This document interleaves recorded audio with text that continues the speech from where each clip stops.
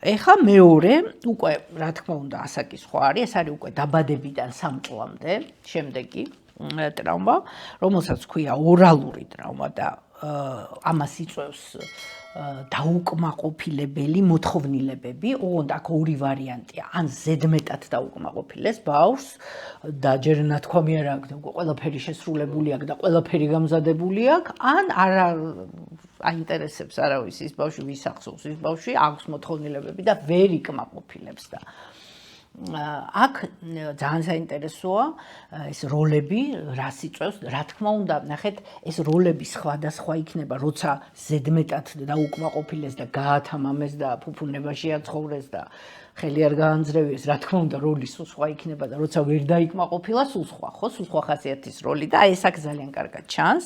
პირველი არის ობოლი. ეს რომელი იქნება, აბა? ეს ვისაც არ დაუკმაყოფილეს. ვისაც არ დაუკმაყოფილეს. ის ბავშვობიდან შეეჩვია, შევიდა ობლის როლში და ნახეთ როგორი გზავნილი აქვს. მე არავის ვჭირდები, ჩემზე არავინ იზრუნებს. იქნებ შენ იზრუნო ჩემზე. მივა ვიღაცასთან, მეზობელთან,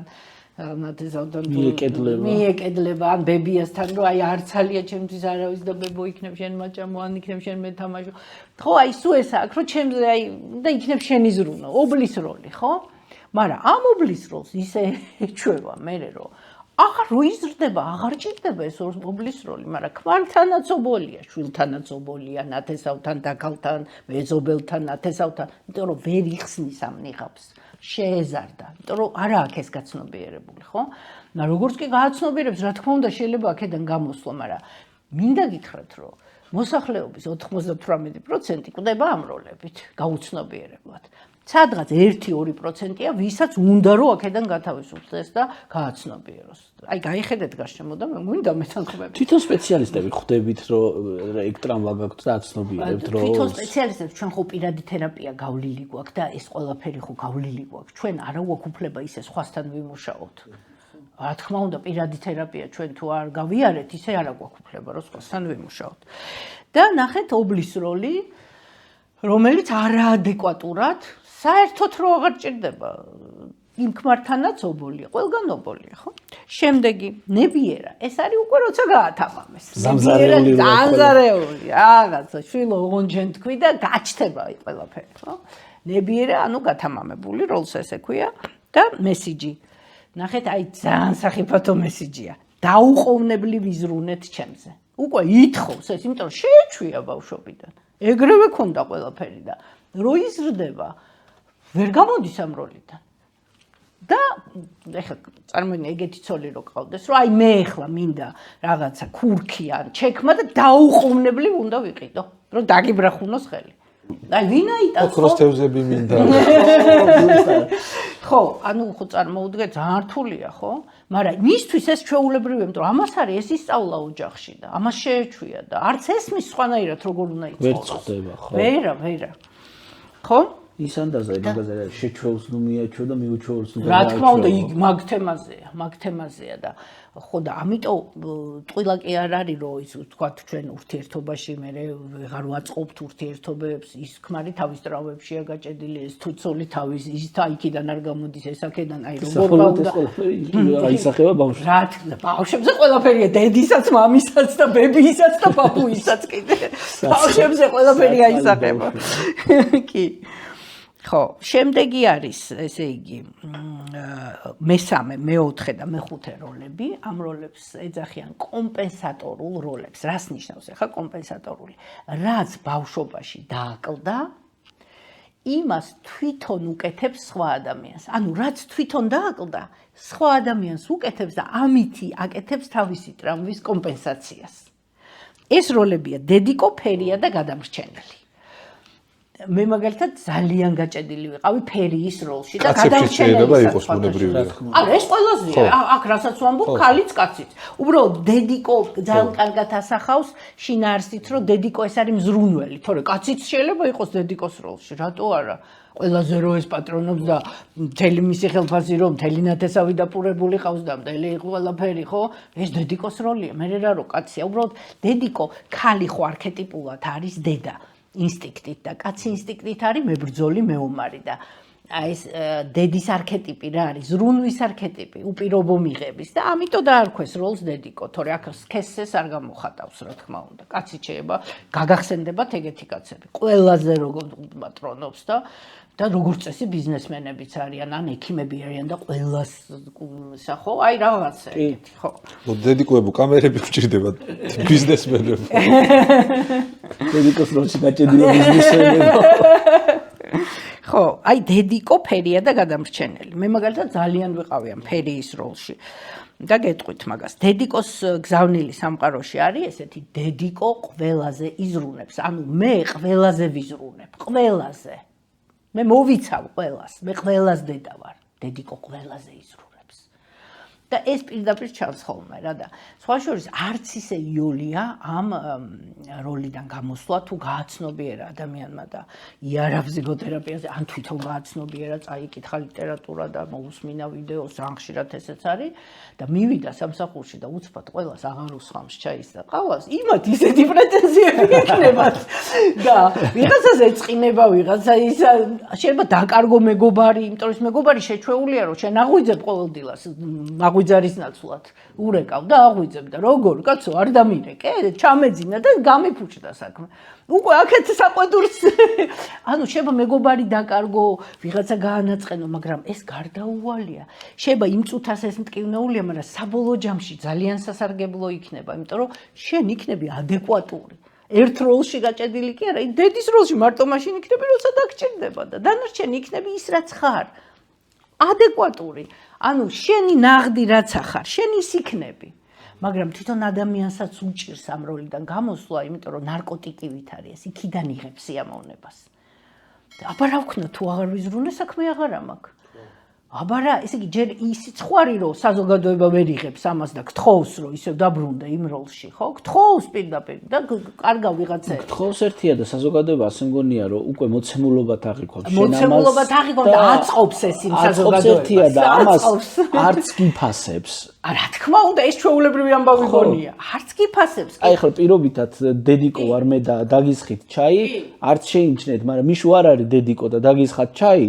და მიშოს მადლობა მიშო. მადლობა მიშო რომ შეიდამის. კი, ეგრეა. და როგორც წესია ეს დედიკოები და ეს ფერიები და გადამრჩენლები, ეს სამი კომპენსატორული როლი, როგორც წესი არღვევენ სიკეთის კეთების კანონებს. და ბოდი ბარემ უცბად ამასაც ვიტყვი, რომ პირველი კანონი ჟღერს ესე, რომ თუ არ გთხოვენ, არ დაეხმარო არავის, უნდა იმან აიღოს პასუხისმგებლობა და გთხოვოს, ხო?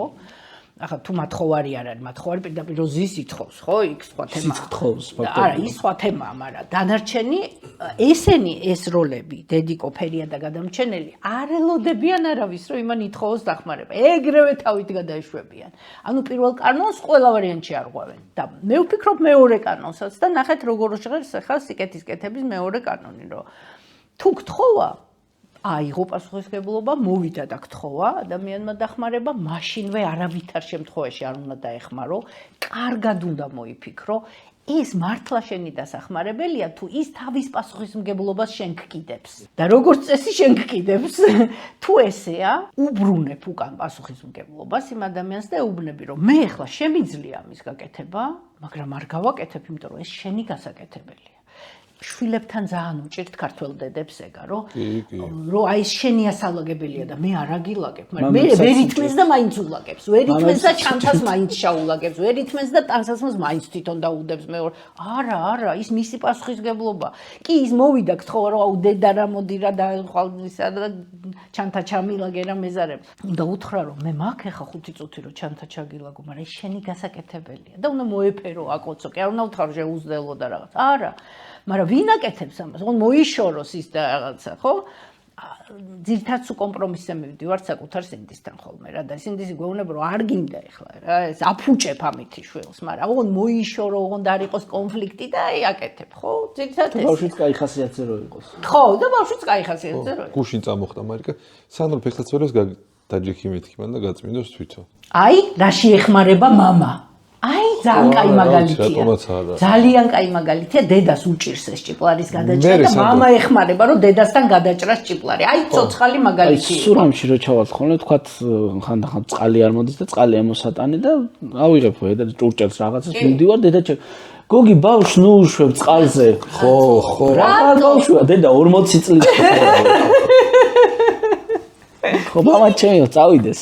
აი მამაჩეს არა აქ, მაგრამ აი დედას აი მამის პოზიცია და როგორ ჭირდება მამა ბავშვს. აი, სად არის მამის და მე რა მგონია იცით ქალბატონო, აი სანდროს არ ვარ, მაგრამ ზოგადად გინდა ბავშვი ხალი და კაცი ბავშვი თუ მოკლედ კაცი ცოლს რომ მოიყვანს ესე გაზრდილი რომ დედა უწმენს ფეხსაცმელს, მერე ცოლს მოსთხოვს ფეხსაცმელს. რა თქვა აუცილებლად. ყველა ვარიანტი მოსთხოვს. ყველა ვარიანტი. აბა რა ამას არის შეჩვეული ეს ისწავლა სახში და აბა მერე ცოლი არ გაუწმენს, შეიძლება არ არის ცოლი შეჩვეული ეგეთ აღზრდას და წარმოიშვება და შეიძლება ფეხსაცმლის გამო ისეთი კონფლიქტი მოხდეს, რომ აი დაინგრეს ყველაფერი. რა თქმა უნდა.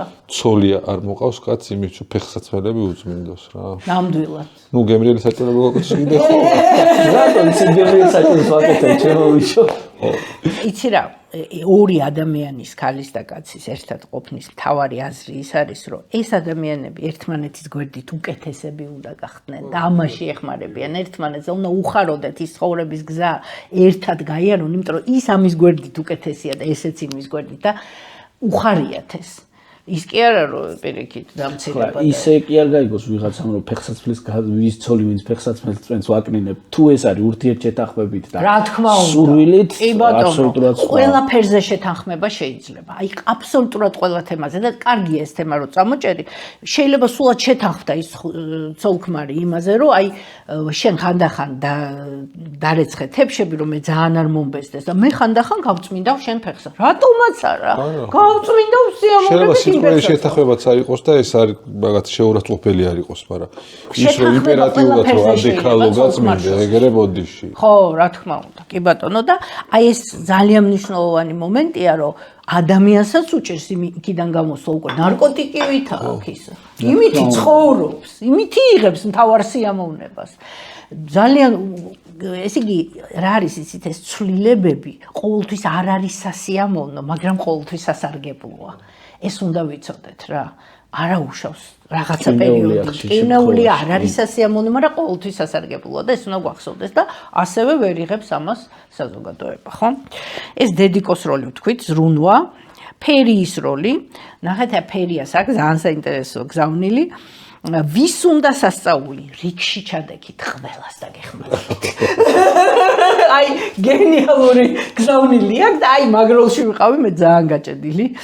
ძლივს გამოვედი, ესე იგი წლები მე მგონი დამჭირდა რომ აქედან გავუსულიყავ იმ ხელა სიამოვნებას ვიღებდი აქედან. მართლა ნარკოტიკივით არის. კი, რომ აი მე ისეთ რამეს მოგიგვარი. არის ძალიან სასიამოვნო.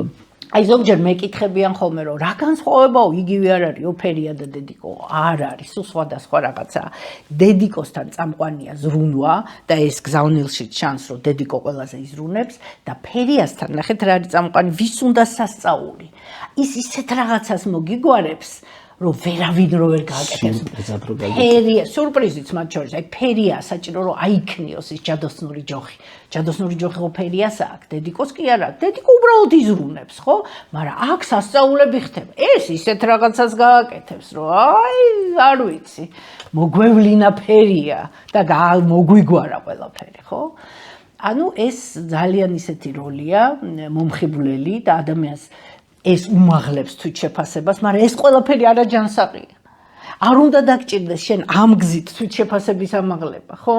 შენ ისედაც უნდა იცოდე, რომ კარგი ხარ და ღმერთის ხატი და მსგავსი ხარ. რაღაც გინდა ეს თვით შეფასება, მაგრამ ეს ხო ყველაფერი ტრამბულია. ამ ფერიულ სასწაულებზე სხვებსაც უყვებიან, რომ იმათგანაც მიიღონ რა მაგარი ხარ.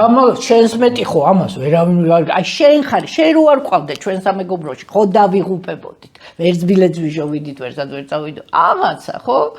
აი ეგ, რა თქმა უნდა და მე აბა როგორია აბა ამ როლიდან გამოსვლა და იყავი ის რაც ხარ. და ისედაც შენ უნდა იცოდე რომ კარგი ხარ. არ გჭირდება არც ფერიობა და არც არავის ზრუნვა რომ გაღიარონ რომ კარგი ხარ, ხო? და ბოლო გადამრჩენელი მხსნელი. ამ ტრამვის ბოლო როლი მხსნელი გადამრჩენელი. და ასეთი გზავნილია მე შენ გადაგარჩენ.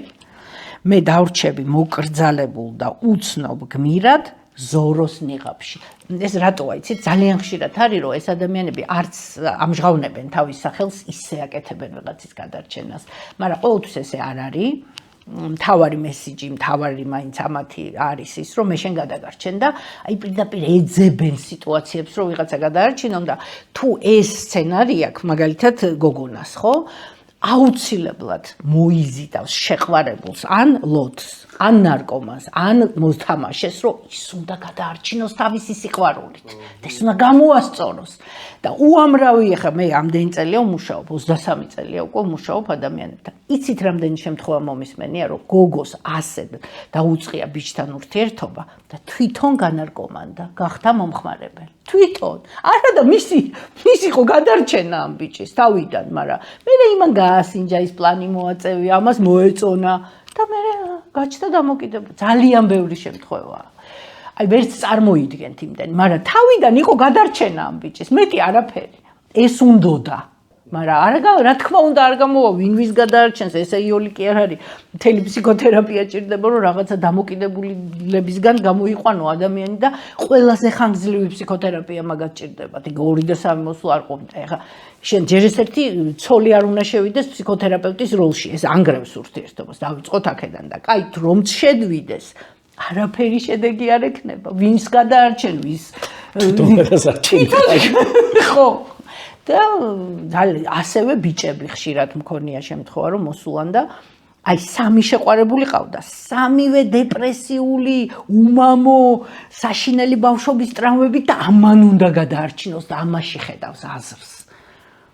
და აი უხარია რომ აი ჩემ შეყვარებულს მამა რო არ ყავდა, მე გაუწევ მამობას, მე გადავარჩენ და რა მამობას და თაობეც აწყელი იწევლის მერე, რომ ეს ვის გადავეკიდე და მომეხმარეთ რომ დავიხსნა თავი ამ გოგოსგან. ვერავის ვერაფერს ჯერ ერთი არც აქვს ეს ფსიქოთერაპიული ცოდნა და რანაირად, აბა ერთი შემთხვევა მქონდა ეს ახლა ცოდნაზე გამახსენდა რომ ქართველი ბიჭი მოვიდა და ეს გამიკვირდა, იმიტომ რომ არ არის ხშირი ესეთი რაღაცა, ქართველს რაღაცა უფრო აქვს ეს ღირსების ცნობა რაღაცნაირად, ხო?